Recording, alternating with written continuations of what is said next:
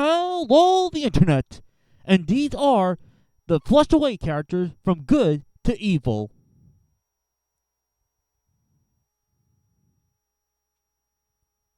First, we'll be starting with the most purest and pure and work our way up to the most evil. These characters are the good.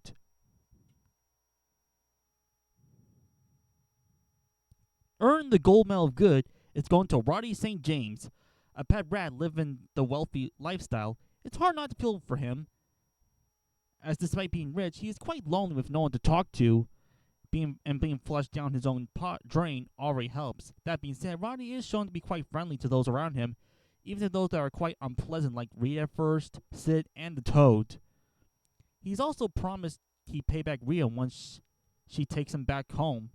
And while he did betray her at one point, he did thought she was going to turn him into the Toad.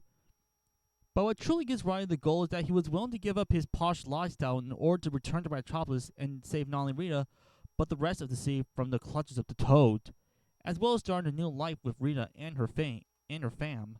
Overall, not bad for a rich rat.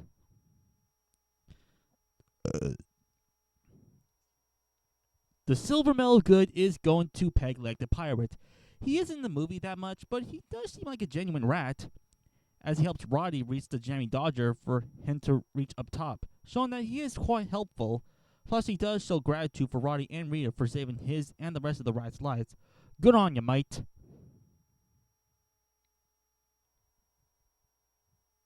And the bronze medal of good is going to Rita Malone, a scavenger rat. When we first meet Rita, she didn't make the best first impression, as she was quite hostile towards Roddy, even abandoning him at one point. However, as the film goes on, she does soften off a bit. We see that she truly cares for her family, so much so that it was her goal to improve her family's lives. She also never goes back on a deal, especially with Roddy's trip back up top. She starts to show empathy towards the rat later on, and near the film's end, when she realizes Roddy's lied about his family.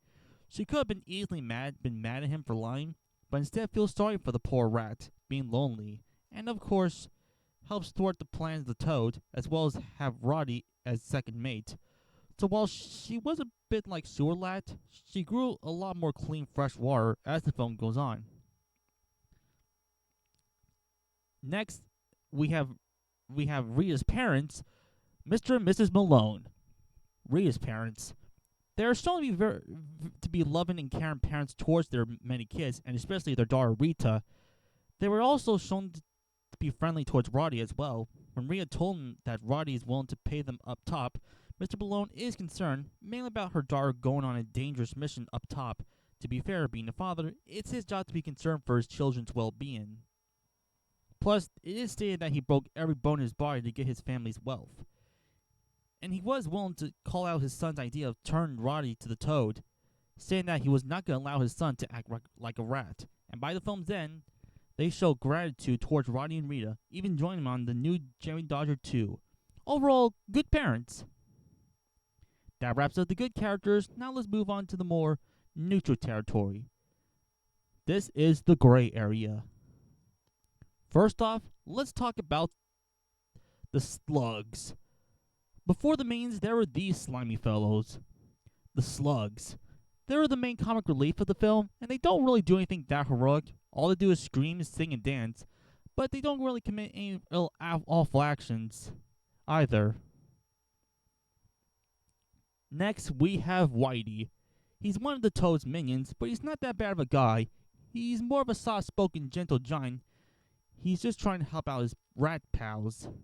He also doesn't show any malice towards our leads, heroes, even explaining that Roddy, he used to work at lab up top. That being said, he is still a gangster associated with kidnapping, attempted murder, and theft. Though he was somewhat against the Toad's rodent genocide, we'll keep him out of the bad tier. Next up, we have Sid. Many people who've seen this film are not too keen on him, and it's understandable to see why. He's a gross, lazy, and quite selfish sewer rat who unfairly barges into Roddy's home and acts like he owns the place. When Roddy tries to trick him into going down the drain, he pushes him down and flushes him instead, without a single care. The reason he doesn't end up in the bad tier is that he does somewhat redeem himself by helping Roddy go back to Metropolis to save it, so he just barely escapes the bad tier. And you know what that means. It's time for the worst of the worst. These characters are the bad to evil. Starting out this section with our bronze medal of evil is Spike, clearly the more deranged of the duo. While he is shown to be clumsy and not that competent, that doesn't change how vicious and malicious his intentions are. He is shown to be violent, like threatening Roddy with a nutcracker, and tries to chase our heroes for the Master Cable. The best we can say about this guy is that he does seem to care about his fellow rats.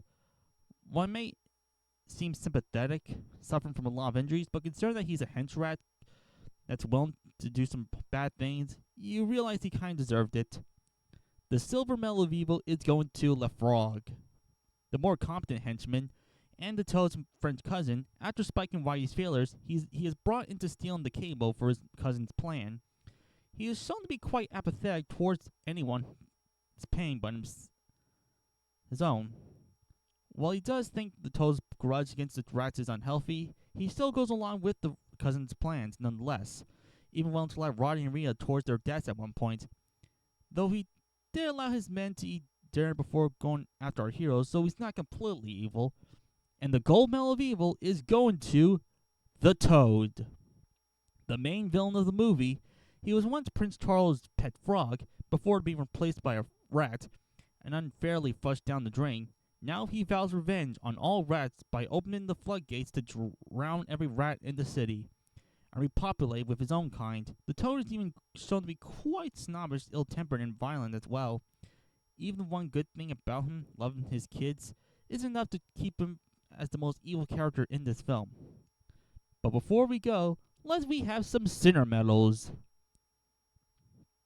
First off, taking home the Dharma medal is going to Whitey, as he is shown to be quite simple-minded, like when he thought the Persuader was alive. The Gluttony medal is going to Sid, since he is shown to be quite food a lot. The Lust medal is going to LeFrog. Being French, he is shown to be flirtatious with Rita. And finally, the Wrath medal is going to none other than the Toad, because of how much he loathes of rats, to the point of wanting to kill them all. Alright, that's my list. Who do you think are the most evil and who are the most good? If so, leave your thoughts in a comment, and I'll see you all next time.